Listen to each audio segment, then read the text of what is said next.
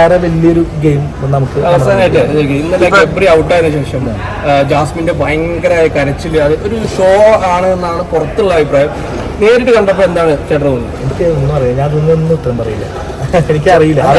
ഒരാൾ കരയുമ്പോൾ അത് ഞാൻ നേരിട്ട് കാണുമ്പോഴേ ഒരാൾ കരയല്ലേ, അപ്പോൾ നമ്മളത് കരയുമ്പോൾ അത് സീരിയസ് ആയിട്ടാണ് നമ്മൾ എടുത്തത്. അതിപ്പോൾ എങ്ങനെയാണ് നിങ്ങൾ നോക്കി കണ്ടത് എനിക്കറിയില്ല. എനിക്ക് ശരിക്കുള്ള കരച്ചിലായിട്ടാണ് എനിക്ക് തോന്നിയത്.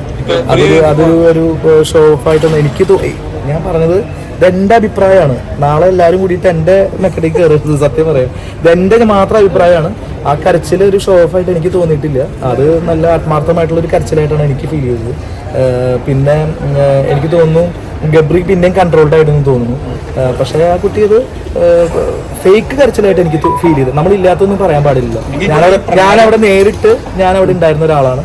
അപ്പോൾ എനിക്ക് ജാസ്മിൻ കരഞ്ഞത് ഒരു ആത്മാർത്ഥത്തോടെ കരഞ്ഞ ഒരു ഫീലാണ് എനിക്ക് എനിക്ക് ഓക്കെ.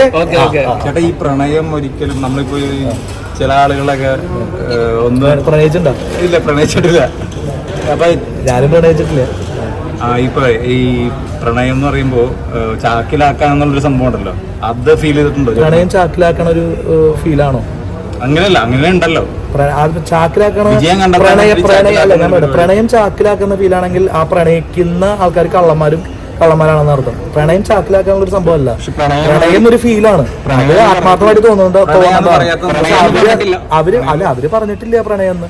നമുക്കാണ് ധൃതി പ്രണയമാണോ അല്ലേ എന്ന് വിചാരിച്ചിട്ടുള്ള ഒരു സംഭവം. അതായത് അവര് ഒരിക്കലും അത് പ്രണയമാണെന്നോ ഒന്നും പറഞ്ഞിട്ടില്ല. അവരെപ്പോഴും സുഹൃത്തുക്കളാണെന്നോ പറഞ്ഞിട്ടുള്ളത്. പിന്നെ അവര് കുറെ കാര്യങ്ങൾ പറയുമ്പോൾ നമ്മൾ ആലോചിക്കുമ്പോൾ അതൊക്കെ ശരിയാ. അതായത് രണ്ടുപേരും അടുത്തിരുന്ന് എന്താ കുഴപ്പം ചോദിച്ചു കഴിഞ്ഞാൽ നമുക്ക് ഉത്തരവില്ല. ശരിയല്ലേ?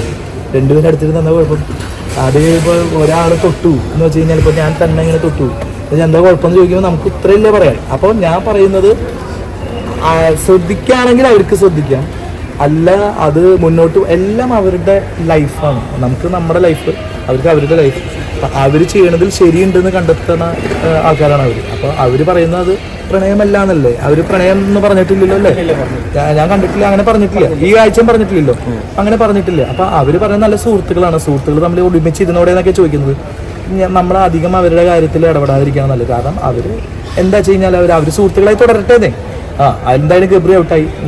ഗബ്രി ഇപ്പോൾ പുറത്ത് ഭയങ്കര ആക്റ്റീവായിട്ട് നിൽക്കുന്നുണ്ട്. അവർ സുഹൃത്തുക്കളായിട്ട് തുടരട്ടെ. സുഹൃത്തുക്കളായാലും എനിക്ക് കുഴപ്പമില്ല, പ്രേമിച്ചാലും എനിക്ക് കുഴപ്പമില്ല. എന്തായാലും നോ പ്രോബ്ലം. ഇനിയിപ്പോൾ അവർ കല്യാണം കഴിക്കുകയാണെങ്കിൽ കല്യാണം ക്ഷണിച്ചാൽ ഞാൻ പോകും ചെയ്യും. പക്ഷെ അങ്ങനെയല്ലടോ, അത് ഒന്നും അവർ സമ്മതിക്കാത്തോളം കാലം അത്. പിന്നെ ഞാൻ പറയുകയാണെങ്കിൽ അതിൻ്റെ പിന്നാലെ പോകാതിരിക്കാൻ നല്ലത്.